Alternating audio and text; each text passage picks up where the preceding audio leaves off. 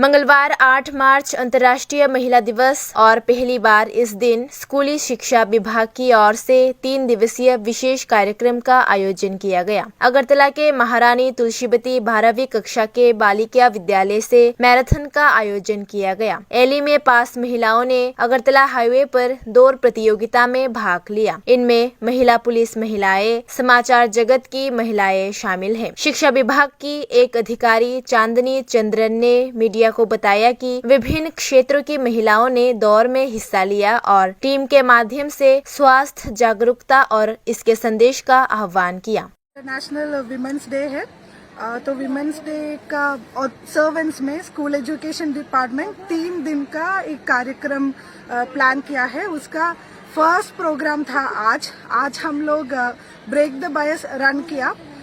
500 girl student city का अलग अलग स्कूल से आया था और हमारे साथ जो विमेन है त्रिपुरा का पब्लिक स्फीयर में ज़्यादा एक्टिव है। बहुत फील्ड से विमेन पार्टिसिपेट किया था, एडमिनिस्ट्रेशन से, पुलिस से, स्पोर्ट्स से, मीडिया से, हर जगह से विमेन हमारा ये रन में पार्टिसिपेट किया था। और महारानी तुलसीवती स्कूल से शुरू करके एक शहर का पूरा राउंड लेके हम लोग यहाँ पे आ गया। तो happy international women's day to everyone. बहुत अच्छा लगा आज का प्रोग्राम, बहुत अच्छा पार्टिसिपेशन था।